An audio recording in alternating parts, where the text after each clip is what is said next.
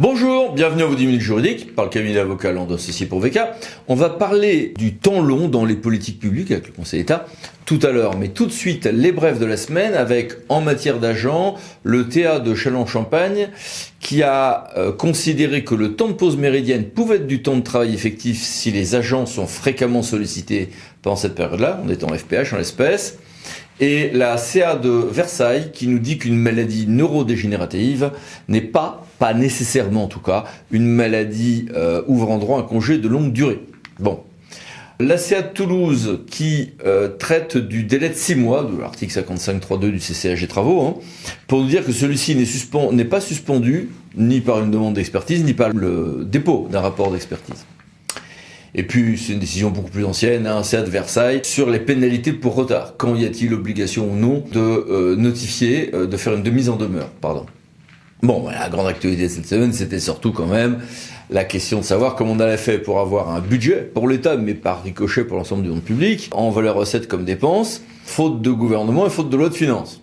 Alors, ça a commencé par l'adoption en toute dernière limite de la loi de finances de fin de gestion pour 2024, mais bon, l'essentiel, c'était surtout là, maintenant, 2025, pour lequel il faut prendre une loi spéciale. Article 47 de la Constitution, article 45 de la LOLF, pour lequel beaucoup de problèmes se posaient. Alors, le Conseil d'État a rendu un avis, non contentieux, bien sûr, nous disant que oui, un gouvernement démissionnaire peut le faire, ouf, que ça peut aller jusqu'à l'emprunt pour l'État comme pour les caisses de sécurité sociale, ouf, que ça va, on va pouvoir y inclure les volets comme la DGF et autres, très bien, mais pas des évolutions comme celle de, par exemple, des tranches d'impôt sur le revenu, de la même manière, pour les mêmes raisons, parce qu'on reprend la même chose, on peut pas faire évoluer, mais on est libéré d'un certain nombre de consultations, et donc un gouvernement démissionnaire peut, en dépit de ses pouvoirs limités, le faire. Objectivement, on regarde des textes constitutionnels et des lois organiques, le Conseil d'État est vraiment allé au maximum de ce qu'il pouvait laisser passer.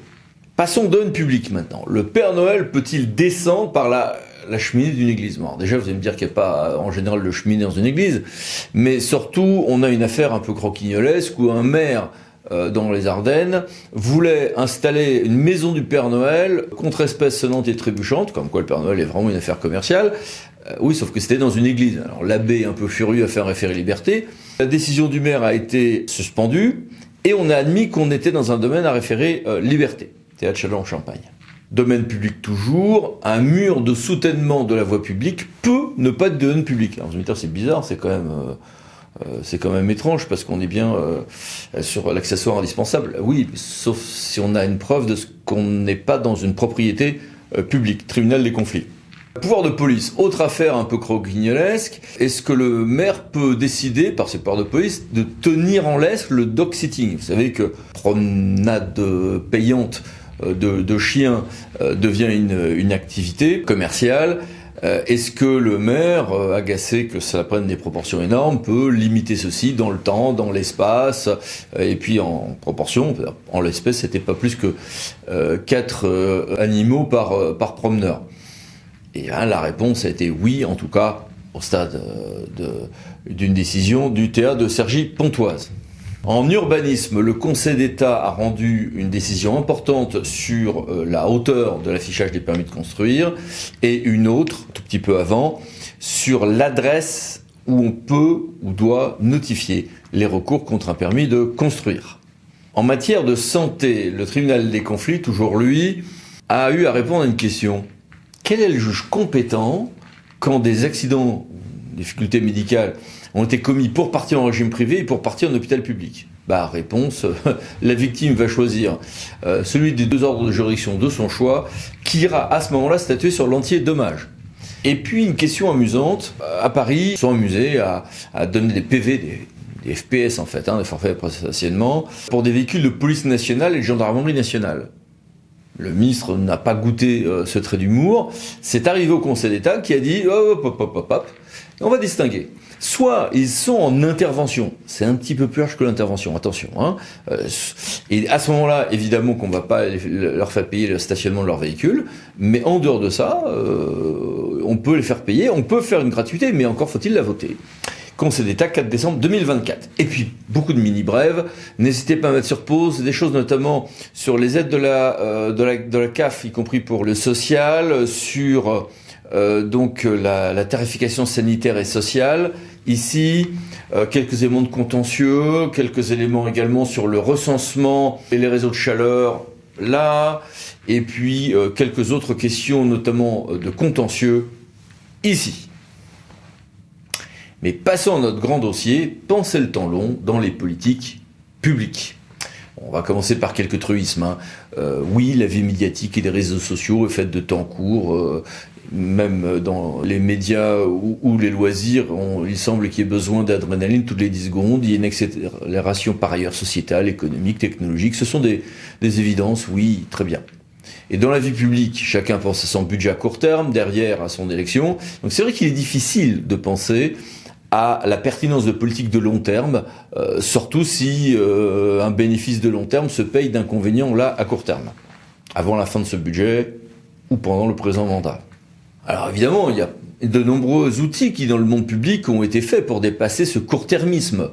Les lois de programmation, les différents outils de planification, les livres blancs, on peut penser à la défense, on peut penser à certains aspects de finances publiques. Évidemment, des outils militaires ou en droit de l'urbanisme, etc. Des agences et des commissariats dédiés qui visent aussi à dépasser les intérêts de court terme. Donc ces nombreux outils permettent, notamment dans les domaines militaires, scolaires, familiaux, spatiaux, certaines politiques sanitaires, environnementales ou énergétiques, d'avoir des trajectoires. La loi qui dote la France d'une trajectoire bas carbone, etc. Qui vise à dépasser cette immédiateté.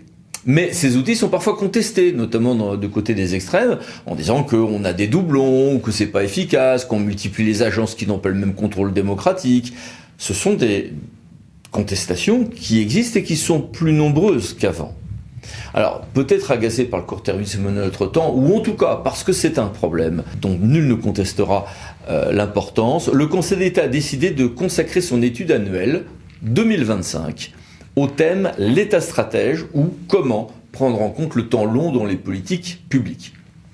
Vaste débat comme en général. Et ça a commencé par une première, voici à l'écran, vous pouvez regarder cette première session de 2 heures de débat et de réflexion qui lançait en novembre cette réflexion.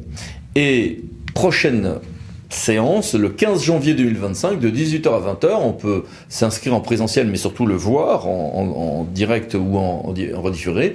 Et il y aura toute une série de cycles ensuite, de travaux, de discussions, de débats, pendant un an, jusqu'à la rentrée prochaine, quand il y aura ce rapport annuel 2025, avec ce thème qui sera étudié. J'ai voulu poser des questions à celui qui sera le rapporteur général de cette étude annuelle du Conseil d'État, monsieur Fabien Regnault, que je remercie vivement d'être parmi nous. Merci monsieur et bonjour. Bonjour. Première question, votre rapport l'an passé était sur la proximité géographique du dernier kilomètre.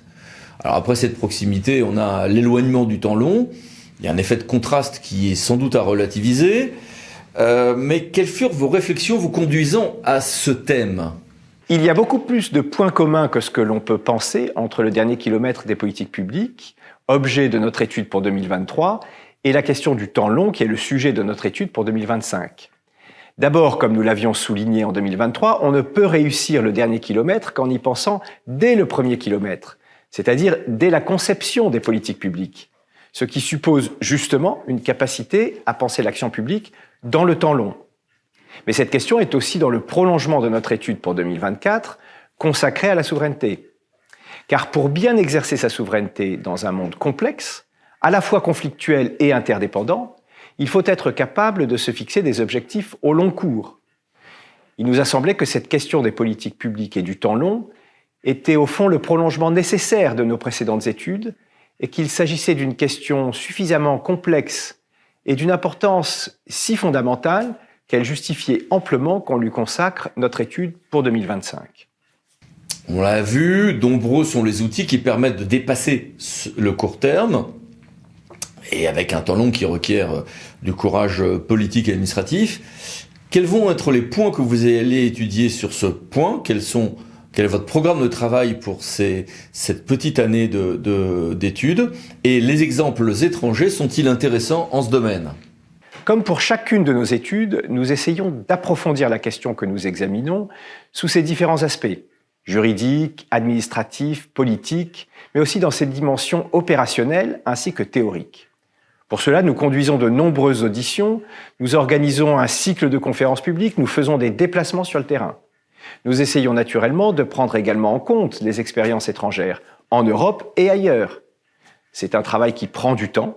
C'est pourquoi la section des études, de la prospective et de la coopération y consacre à chaque fois une année d'effort, l'objectif étant de formuler non seulement une analyse, mais aussi des recommandations pour améliorer l'action publique. On l'a dit aussi, les agences dédiées, les autorités administratives ou publiques indépendantes offrent des garanties d'indépendance, de technicité et de continuité dans l'action, mais non sans contestation budgétaire, organisationnelle ou démocratique. Notamment aux extrêmes, mais pas uniquement. Allez-vous aborder ces questions ou est-ce trop périphérique? La capacité des autorités administratives indépendantes à penser et à agir dans le temps long relève bien sûr de notre réflexion. Mais cette question concerne aussi, évidemment, les administrations centrales et déconcentrées, les collectivités territoriales et même le cadre européen. Nous n'excluons aucune de ces dimensions puisque chacune conduit aujourd'hui une part de l'action publique. La question n'est-elle pas aussi celle des moyens de la sensibilisation des citoyens sur ces enjeux de long terme? Comment faire pour que toutes ces réflexions, émotions ne soient pas immédiatement remplacées par la tempête médiatique suivante? Faut-il agir par l'éducation? Faut-il prévoir des mécanismes de médiatisation spécifiques sur les enjeux de moyen et long terme dans la vie publique ou autre? Je ne peux évidemment pas entrer à ce stade dans ce qui sera, au terme de nos travaux, notre analyse et nos recommandations. Mais ce qui est certain, c'est que notre capacité à penser les politiques publiques dans le temps long, à ne pas rester enfermés dans les enjeux immédiats, même s'ils ont évidemment leur importance, dépend en grande partie des enjeux d'éducation, de formation, de médiatisation de ces questions de temps long. Et comment penser le contrôle politique, administratif, financier des organismes qui sont en charge de ces enjeux de longue portée?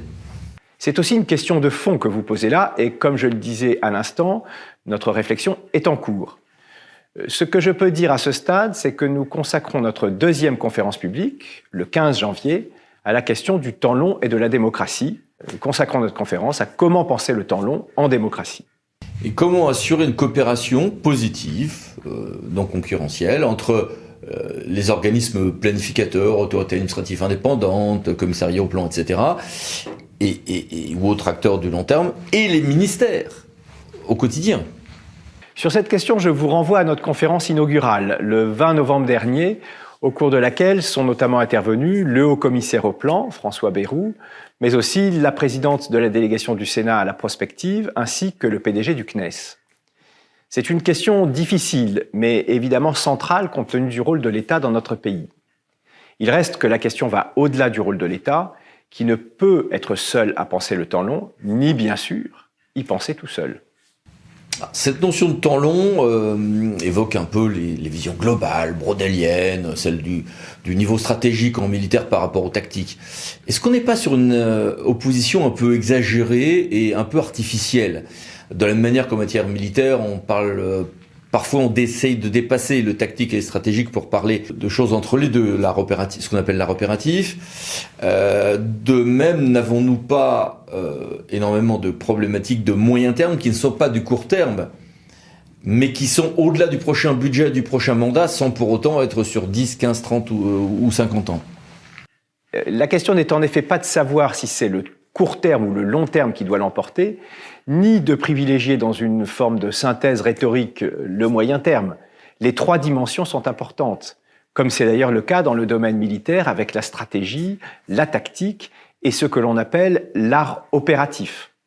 C'est aussi pour cela que nous préférons parler de temps long plutôt que de long terme, car il s'agit d'être capable de penser et d'agir au long cours, ce qui implique de ne pas faire l'impasse sur le court ou le moyen terme. Au fond, c'est une question de cohérence de l'action. Et pourquoi, dans le titre, se limiter à l'État? Les collectivités territoriales, les universités, les établissements publics de santé, les caisses de sécurité sociale sont des structures qui ont des problématiques assez comparables à se poser. Vous avez parfaitement raison. Et comme je l'ai dit à l'instant, nous ne comptons pas nous limiter à l'État. Il est évident que doivent être inclus dans le champ de notre réflexion d'autres acteurs publics et même au-delà. La société civile, les entreprises, les associations, les citoyens. Et le Conseil d'État lui-même, comment appréhende-t-il cette question de long terme? Alors, on va me dire que le droit des générations futures a été pris en compte expressément par le Conseil constitutionnel. C'est la décision de protection du pouvoir d'achat. Que le Conseil d'État a parfois pris en compte les questions de long terme, par exemple l'arrêt Grande Sainte. Mais sur d'autres questions, par exemple, Conseil d'État 6 novembre 2024, c'était l'EIS et l'énergie renouvelable pour tous. Le Conseil d'État a refusé de censurer des décisions de court terme au nom de loi de programmation pluriannuelle, ce qui fait qu'il y a peut-être une mue qui n'est pas totalement terminée pour prendre en question ces questions de long terme.